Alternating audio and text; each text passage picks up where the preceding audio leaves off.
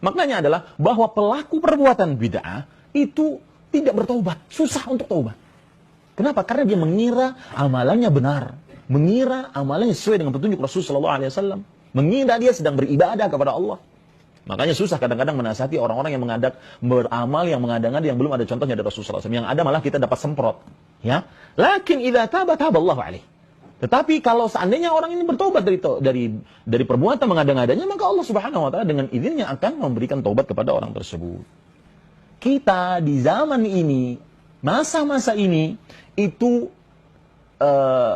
diberikan ujian dengan orang-orang yang tidak belajar ilmu agama, tidak dengar majlis-majlis ilmu yang benar, tetapi malah membicarakan perkara-perkara agama yang besar. Perkara-perkara agama yang tidak berbicara kecuali ulama-ulama besar. Maka hati-hati.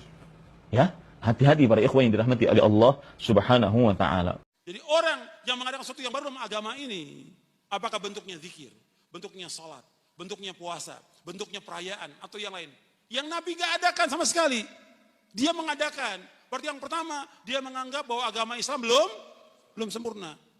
Bertentangan gak dengan ayat? Ayat mengatakan al-yauma akmaltu lakum dinakum wa atmamtu alaikum ni'mati wa raditu lakumul islam dina. Pada hari ini aku telah sempurnakan bagimu agamamu, aku telah cukupkan nikmatku atasmu, dan aku ridho Islam jadi agama. Sempurna agama Islam. Surah Al-Maidah ayat 3. Yang kedua, berarti dia telah menuduh Nabi khianat. Nabi sudah terkenal sebelum jadi Nabi SAW. Dijuluki dengan apa? Al-Amin. Orang yang amanah. Amanah. Hatta barang orang kafir, Nabi kembalikan. Meskipun dia musuh. Amanah Nabi. Apalagi berkaitan dengan wahyu. Nggak mungkin Nabi nggak jelaskan kepada umat ini. Makanya Nabi SAW mengatakan dalam hadis lain, sesungguhnya aku akan mendahului kalian di haud dan menunggu kalian. Dan kata Nabi SAW, haudku seluas pandangan mata. Tempat-tempat wadah minumnya, bejana airnya, itu sebanyak jumlah bintang di langit. Miliaran jumlahnya. Siapa yang minum seteguk, tidak akan pernah haus selamanya. Sumbernya dari surga Firdaus. Juga ada hadis lain yang berbunyi akan datang orang-orang yang aku kenal ke haud. Lalu mereka ditarik oleh malaikat, dimasukkan mau dilempar ke api neraka. Kata Nabi SAW, ya Allah, wahai Tuhanku, ini sahabat-sahabatku. Aku mengenal mereka. Pernah beriman padaku. Maka malaikat berkata, hai Muhammad, sesungguhnya engkau tidak tahu apa yang mereka lakukan sepeninggalmu. Engkau tidak tahu apa yang mereka telah rubah dari ajaranmu. Maka kata Nabi SAW, suhqan, kecelakaan dan kebinasaan. Siapa yang mengubah ajaran yang sudah aku ajarkan sepeninggalku. Ya, seperti banyak orang sekarang, subhanallah, kalau diingatkan, jangan, Rasulullah tidak buat, nggak apa-apa. Ya sudah, nggak apa-apa, terserah. Tanggung jawab loh. Gitu. Apakah pelaku bid'ah diampuni dosanya?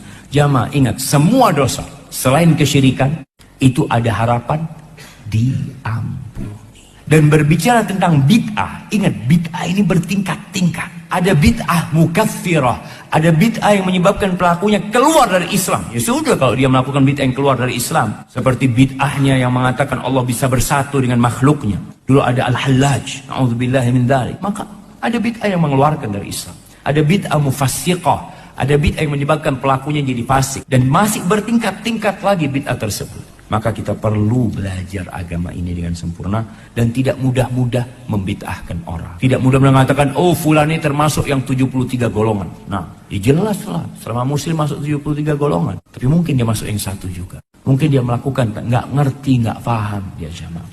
Barakallahu fikum. Oleh karenanya terkadang kita harus menjelaskan orang yang sok jadi ustadz padahal bukan apa ustadz. Apa kata Imam Ibnu Rajab rahimahullahu ta'ala? Fa amma ahlul bid'ah wal dhalalah wal ahwa, adapun pelaku bid'ah, pelaku kesesatan, pengikut hawa nafsu, wa man tashabbaha bil ulama wa laysa minhum, ada yang sok-sok jadi ulama padahal bukan bagian dari mereka, bukan ulama, fa yajuzu bayanu jahlihim, maka boleh menjelaskan kejahilan mereka, kebodohan mereka harus dibongkar agar orang tidak terpedaya. Ini yang terkadang kita sulit melakukannya karena kondisi dan situasi.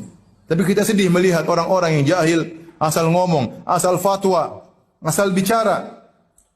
Ya paling kita ingatkan kawan-kawan kita yang dekat agar hati-hati dengan orang seperti hal tersebut.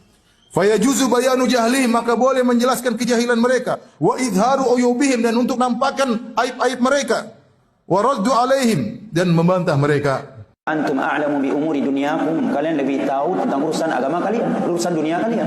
Dan secara logika juga Allah ya menunjukkan hikmah dan luasnya agama Islam ini. Dalam urusan dunia, ya Allah tidak membuat Allah dan Rasulnya tidak membuat kaidah jangan melakukan sesuatu yang tidak ada di masa kami. Kenapa? Karena yang namanya urusan dunia semakin hari semakin baru. Adapun agama tidak mungkin semakin hari semakin baru, karena sumber agama sudah sempurna. Al-Quran 30 juz, hadis Nabi sudah selesai, para sahabat telah meninggal.